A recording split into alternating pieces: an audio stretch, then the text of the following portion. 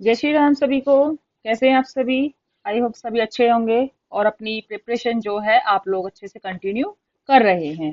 ठीक है, आज हमारा एक मोस्ट इम्पोर्टेंट टॉपिक है जो आपके सीडीपी में, एजुकेशन में और जो भी कॉम्पिटिटिव एग्जाम होता है उसमें उसमें से भर भर के क्वेश्चंस आते हैं। तो आज का हमारा टॉपिक है, थोड़ा लंबा भी होने वाला है और एग्जाम ओरिएंटेड टॉपिक है हमारा। तो स्टार्ट करते हैं। आज है हमारा न्यू टॉपिक क्रिएटिविटी। क्रिएटिविटी क्या होती है? देखिए, क्रिएटिविटी होती है is the ability to produce new, original, useful and valuable ideas.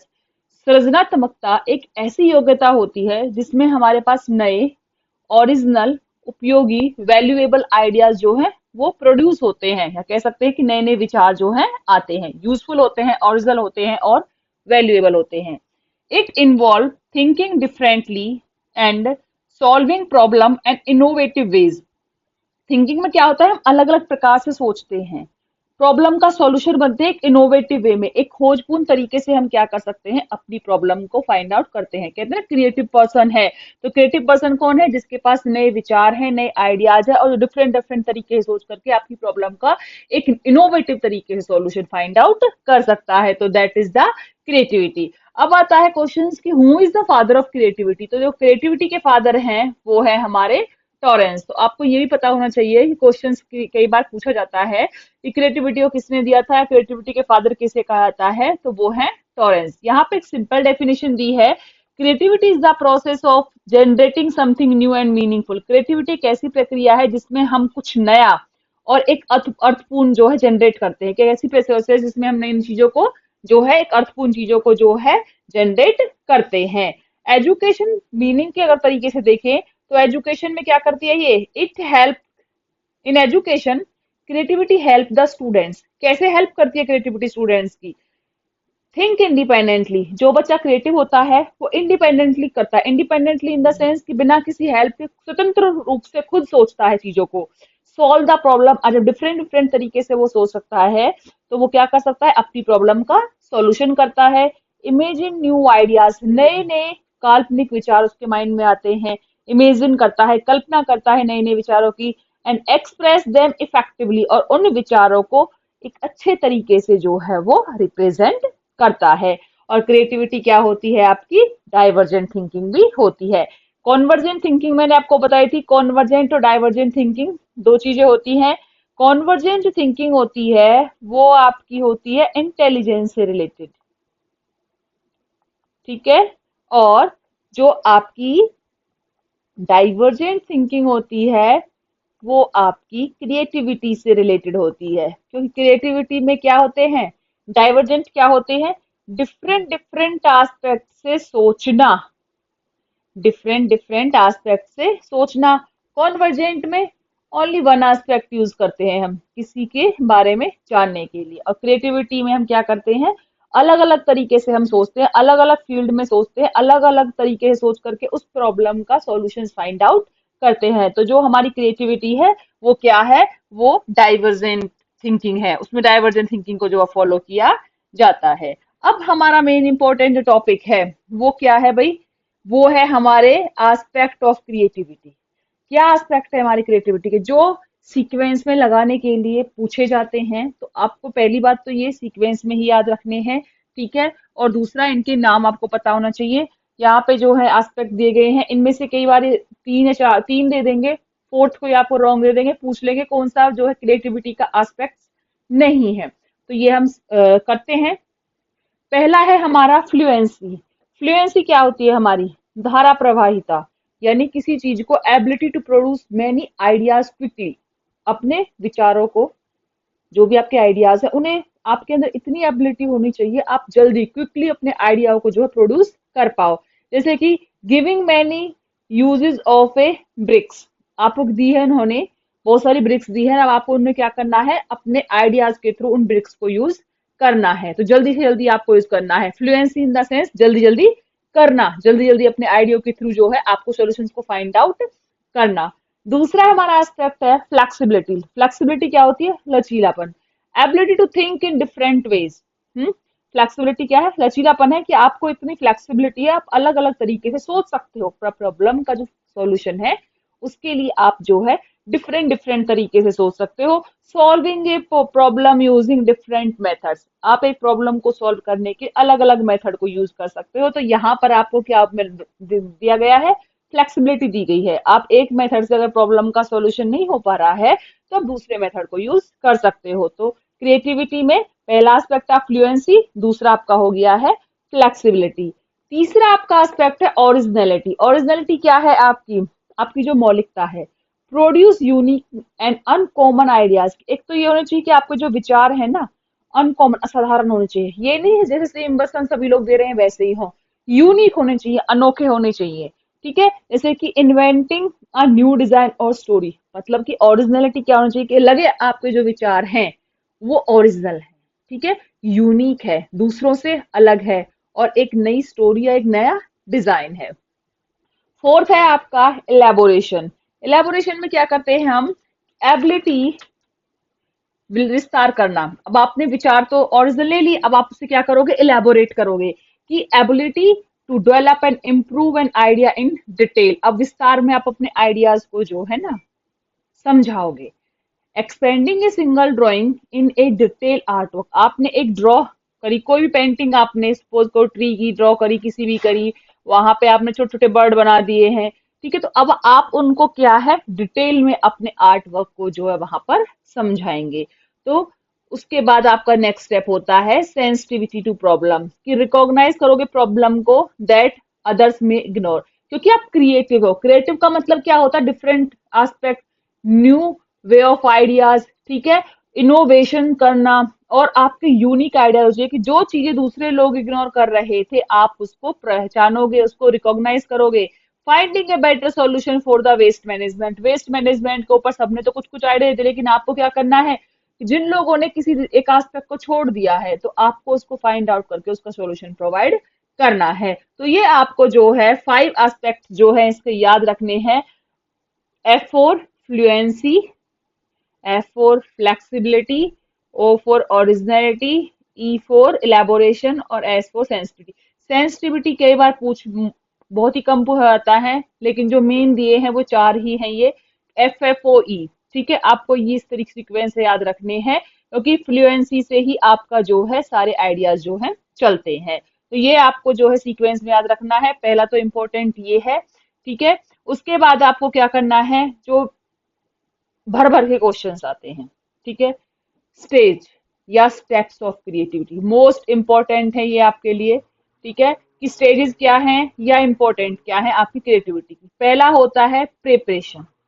जब आप कोई भी चीज क्रिएटिविटी करने आ रहे हो सबसे पहले आप क्या करोगे? उसको प्रिपेयर करोगे। Preparation means gathering information and understanding the problem, यानी आपने क्या किया है? इंफॉर्मेशन को इकट्ठा किया है और प्रॉब्लम को जो है समझा है, ठीक है। दूसरा होता है आपका स्टेप्स हुआ इंक्यूबिनेशन। अब देखिए ये सीक्वेंस से चलेंगे, इनको आप आगे पीछे नहीं कर सकते। एग्जाम में जो है सीक्वेंस से लगाना पूछा जाता है या पूछा जाता है इनमें से कौन सा नहीं है। देखो मेरा मेन पर्पस ये है, आपको पता होना चाहिए एग्जाम में किस तरह से जो है क्वेश्चंस पूछे जाते हैं। तो जिस तरह से पूछे जाते हैं मैं आपको वो हर टॉपिक से वो क्वेश्चंस बता करके चलती हूँ। इन कॉम्बिनेशन में क्या करेंगे? हम अनकॉन्शियसली जो है सोचते रहते हैं प्रॉब्लम के बारे में। कई बार क्या होता है हमें प्रॉब्लम का सॉल्यूशन नहीं पता होता है, ठीक है, प्रॉब्लम तो हम समझ गए हैं, उसके बारे में इंफॉर्मेशन भी ले ली, लेकिन हम सोचते चल ठीक है बाद में सोच, लेकिन जो हमारा अनकॉन्शियस माइंड है ना वो लगातार उसके बारे में सोचता रहता है। That is the incubation. और इल्यूमिनेशन क्या होता है? Sudden appearance of a new idea and solution, जल्दी से दिमाग की बत्ती जल जाना, अचानक से आपको उस प्रॉब्लम का सॉल्यूशन आ गया है। That is called the aha moment. इसको क्या बोलते हैं हम? Aha moment. एंड अब फोर्थ स्टेप जो होता है हमारा testing and evaluating the ideas, ठीक है। सबसे पहले क्या करेंगे हम क्रिएटिविटी के लिए? प्रिपरेशन करेंगे, PI एंड V। प्रिपरेशन करेंगे, इनकुबिनेशन अनकॉन्शियसली सोचेंगे, इल्यूमिनेशन दिमाग की बत्ती जल गई, सडनली आइडिया आ गया, और देन फाइनली हम उसको वेरीफाई करेंगे। तो इसी तरीके से सीक्वेंस में जो है ये आपको याद रखने हैं। अब आता है नेक्स्ट टॉपिक है हमारा क्रिएटिविटी का, थ्योरीज कौन कौन सी हैं। देखिए मेरा जल्दी जल्दी कराने का मेन मोटिव ये होता है कि कम समय में आपको जो है इफेक्टिव कंटेंट मिल सके, इसलिए मैं टाइम को वेस्ट ना करते हुए मेन फोकस कंटेंट पे करती हूँ कि आपको कंटेंट समझ आना चाहिए और आपके काम का होना चाहिए, फालतू कुछ भी नहीं होना चाहिए आपके अकॉर्डिंग। ठीक है, तो थ्योरी ऑफ क्रिएटिविटी जो पूछी जाती है, कि क्रिएटिविटी की थ्योरी किस किसने दी है, तो साइकोएनालिटिकल थ्योरी जो है सिगमंड फ्राइड ने दी है, जो हम पढ़ चुके हैं। ठीक है, और इनका जो मेन आइडिया क्या था,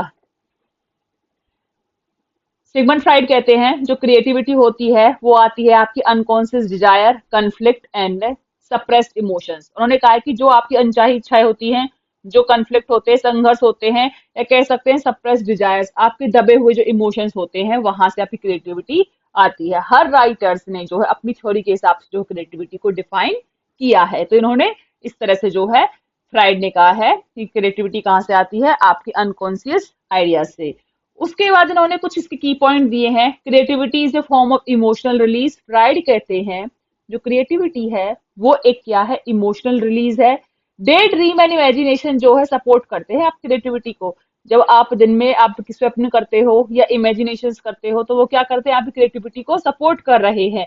क्योंकि क्रिएटिव करने होने के लिए आपको डिफरेंट डिफरेंट तरीके से जो है सोचना पड़ता है। ठीक है, इमेजिनेशन करना पड़ता है। आर्टिस्ट एंड राइटर जो होते हैं express the hidden feeling through creative work. उन्होंने कहा है, फ्राइड कहते हैं जो आर्टिस्ट कलाकार होते हैं आपके, ठीक है, और जो राइटर्स होते हैं ना, वो अपनी हिडन फीलिंग, जो उनकी छुपी हुई फीलिंग्स होती हैं, उन्हें अपनी क्रिएटिव वर्क के द्वारा एक्सप्रेस करते हैं। जैसे कि मैंने आपको डिफेंस मैकेनिज्म में पढ़ाया था फ्राइड की थ्योरी में, कि अपनी फीलिंग्स को एक्सप्रेस करने के लिए वो कहीं ना कहीं जो है या तो दबा लेते हैं या अपना मन कहीं और लगा लेते हैं। तो इसी तरीके से फ्राइड कहते हैं क्रिएटिविटी जो है उनकी हेल्प करती है उनकी हिडन फीलिंग को एक्सप्रेस करने में। For example, a poet writing emotional poem based on inner feeling. एक कवि जो है अपनी आंतरिक भावनाओं के आधार पर एक इमोशन से भावात्मक पोएम को लिख रहा है।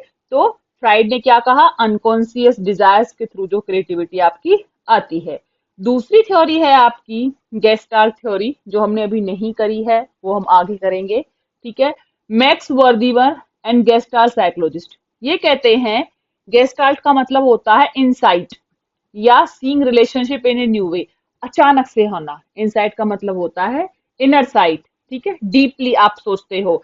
ये कहते हैं कि इन्होंने फोकस कहा है क्रिएटिविटी जो होती है ना, इनसाइट होती है, आंतरिक रूप से होती है, और रिलेशनशिप को एक नए तरीके से दिखती है। इन्होंने जो गेस्टाल्ट थे, उन्होंने कुछ कीवर्ड्स दिए हैं क्रिएटिविटी को डिफाइन करने के लिए। फोकस करते हैं ये होल परसेप्शन। गेस्टाल्ट जो होते हैं ना, कभी भी जो है चीजों को एक नहीं मानते या अलग अलग नहीं मानते हैं। ये कहते हैं सभी चीजें क्या होती हैं, एक होती है। होल परसेप्शंस को ये मानते हैं।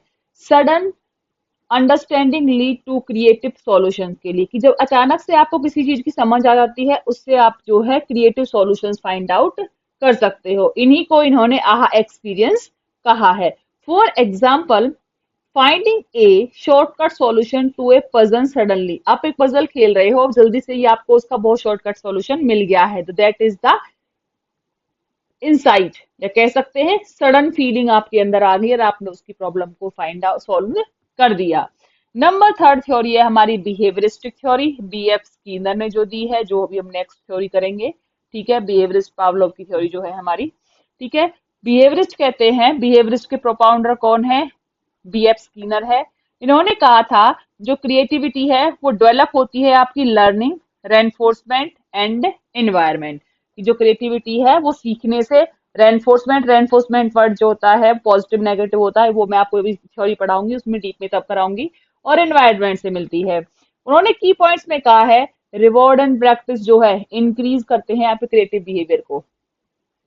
जब आप किसी को रिवॉर्ड दे रहे हो, ठीक है, आप वो प्रैक्टिस कर रहा है, तो उससे क्या होगा, उसको जो क्रिएटिव बिहेवियर है वो बढ़ जाता है। और इन्वायरमेंट जो होता है इंपॉर्टेंट रोल प्ले करता है आपकी क्रिएटिविटी को डेवलप करने में। अगर पॉजिटिव इन्वायरमेंट है तो बच्चा ज्यादा पॉजिटिव होता है। क्रिएटिविटी लर्न होती है, ना कि इनहेरेंट, नॉट इनहेरेंट ओनली। कभी भी क्रिएटिविटी ये नहीं है कि भाई बच्चा पेड़ से सीख करके आ गया, बड़े बूढ़ों से अपने पेरेंट्स सीख के आ गया। वो लर्न होती है, बच्चा जैसे जैसे इन्वायरमेंट में रहता है, जैसे जैसे आसपास के माहौल से सीखता है, वैसे ही वो बन जाता है। Students become creative when teacher encourage new idea. बच्चे कब बनते हैं, जब टीचर उन्हें नए नए आइडियाज रिप्रेजेंट करने के लिए इंकरेज करते हैं। फोर्थ थ्योरी हमारी ह्यूमनिस्टिक थ्योरी है, जो कि हम पढ़ चुके हैं, एब्राहिम मास्लो और कार्ल रॉगर। क्योंकि ये ह्यूमनिस्टिक का मतलब क्या है, जो ह्यूमनिस्टिक्स थे, ठीक है, ह्यूमनिस्टिक कौन थे, एब्राहिम मास्लो और कार्ल रॉगर। अब ये कहते हैं क्रिएटिविटी को इन्होंने लिंक किया है सेल्फ एक्सप्रेशन और सेल्फ एक्चुअलाइजेशन, क्योंकि ये इन चीजों को फॉलो करते हैं। और एक है कि every person has creative potential, होता है हर पर्सन के अंदर। Freedom and confidence promote the creativity, healthy personality support the creative thinking, क्योंकि आप खुद इंपॉर्टेंट हो तो आपके लिए सब कुछ ही इंपॉर्टेंट है। ये कहते हैं child freely draw unique picture without fear, एक बच्चे को बिना डर के जो है कोई पिक्चर ड्रॉ करनी चाहिए, दैट इज द क्रिएटिविटी। ये उसकी क्रिएटिविटी है कि वो बिना किसी डर के जो उसके मन में आ रहा है, वो खुद को एक्सप्रेस कैसे कर रहा है, उसे करने देना चाहिए। अब जो नेक्स्ट थ्योरी है हमारी, द मोस्ट इंपॉर्टेंट थ्योरी, जिसमें से क्वेश्चंस बहुत पूछा जाता है, गिलफोर्ड ने थ्योरी ऑफ क्रिएटिविटी। अब हम कहेंगे कि गिलफोर्ड तो हमने उसमें पढ़ी है इंटेलिजेंस में, तो ये क्रिएटिविटी कहाँ गई। ऐसा जरूरी थोड़ी है कि एक ही राइटर ने सिर्फ एक ही थ्योरी दी हो, अलग भी दे सकता है, ठीक है। तो गिलफोर्ड ने जो है हमारी जो स्ट्रक्चर थ्योरी दी थी, उसके अलावा इन्होंने थ्योरी ऑफ क्रिएटिविटी भी दी है, जेपी गिलफोर्ड ने। ये कहते हैं creativity is mainly related to divergent thinking. Divergent thinking मैं आपको बता चुकी हूँ, क्रिएटिविटी क्या है, डाइवर्जेंट थिंकिंग है, जिसमें हम अलग अलग आइडिया से, अलग अलग डिफरेंट डिफरेंट एस्पेक्ट से सोचते हैं। Divergent thinking produce many possible answer, जिसमें आपके पास बहुत सारे आंसर होते हैं।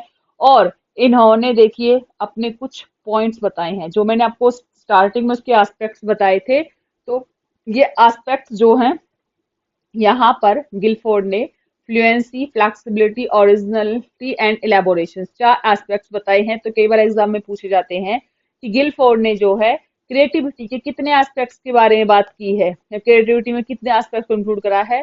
तो चार एस्पेक्ट्स हैं, ये आपको पता होने चाहिए, fluency, flexibility, originality and elaboration. उन्होंने कहा है thinking of many uses for a newspapers, उन्होंने कहा है कि जब आप सोचते हो ना कि किस तरह से आप यूजेस को, न्यूज़पेपर को अलग अलग तरीके से यूज कर सकते हो, that is the divergent thinking, कि आप एक न्यूज़पेपर को किस तरह से अलग अलग तरीके से यूज कर सकते हो। और लास्ट थ्योरी है हमारी Torrens theory of creativity. Torrens father of creativity, तो इन्होंने, इनका पूरा नाम है ई पॉल टॉरेंस। इन्होंने बोला है जो क्रिएटिविटी है involve sensitivity to problem and generating the solutions. Creativity में सबसे पहले आपकी प्रॉब्लम होती है, देन आप उसका सॉल्यूशन फाइंड आउट करते हैं। जब प्रॉब्लम ही नहीं होगी तो क्रिएटिव आइडियाज कहाँ से आएंगे, सॉल्यूशन कहाँ से आएंगे। इन्होंने इसके लिए टेस्ट डेवलप किया था, TTCT, Torrance test of creative thinking. TT का मतलब है Torrance test of creative thinking. इन्होंने एम्फेसाइज किया था इमेजिनेशन और प्रॉब्लम सॉल्विंग के लिए, कि पहले आप इमेजिनेशन करो, कल्पना करो किसी चीज के बारे में, देन प्रॉब्लम का सॉल्यूशन फाइंड आउट करिए। आई होप आपको जो टॉपिक अच्छा लगा हो, तो please like share and subscribe our channel and forward in your friend circle, जो भी आपका ग्रुप है। Thank you.